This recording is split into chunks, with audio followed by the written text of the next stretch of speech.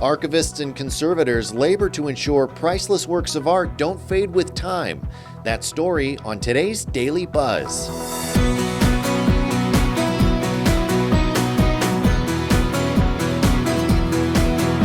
Today's Business Journal Daily Buzz is brought to you by 717 Credit Union. This painting by Ernest Ibsen, titled Mr. Antonio, was one of the favorites of Joseph Butler Jr., the founder of the Butler Institute of American Art.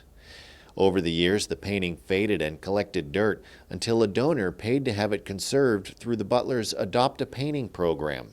It's a prime example of the role museums play, says Executive Director of the Butler, Dr. Lou Zona. Everything that humans create ultimately turns to dust.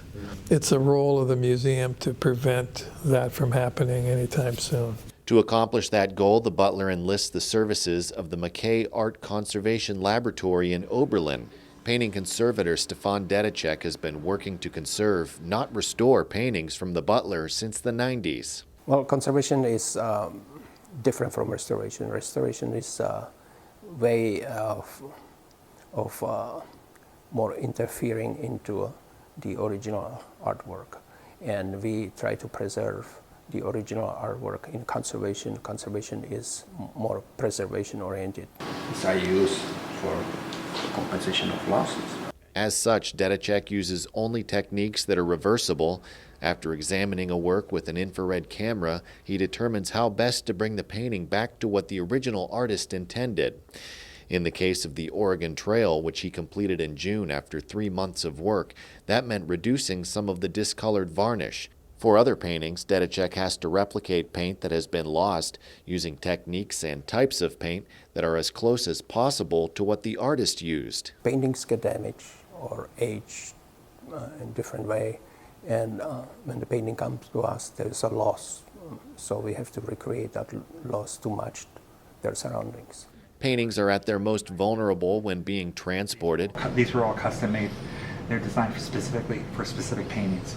Which is why Butler registrar and archivist Pat McCormick spends so much time worrying about crates. This one is amazing, this crate. I wish I could show you the inside of it. It's for a Berkeley Hendricks painting. There's actually another crate inside of it. And the crates, of which there are many, are not cheap. Whenever we toured the permanent collection in 2000, Becky, who was the previous registrar, had about 53 crates built. It was probably about $50,000 or $60,000. These are all paintings that are on loan to us. From his office in the basement, McCormick oversees the Butler's 20,000-piece collection with a massive computer database. Included in the records are a description, title. Also how it's signed, if there's anything other like that might have been on the back of the painting. As you move back, the racks get wider apart so we can put painting, we can get objects that are thicker than like a standard frame. Paintings not on the museum floor are housed inside one of the Butler's 6 climate-controlled vaults, which ensures the painting's safety so long as they're inside. It's when they leave, says McCormick, that problems can arise. That happened to our Hartley when it got to the Met. Part of it, it's called lifting, where the paint layer had actually lifted off the board. So, and that was a temperature change. It's something Zona doesn't want to see happen to one of the Butler's most well-known pieces in Flanders Field, which is why it hasn't been moved since it was conserved 25 years ago. We get a lot of requests for that painting from various museums across the country. We won't lend it. It's just, it's too big, it's too unwieldy. Bad things can happen to it. 717 Credit Union, savings power to give your business an extra boost.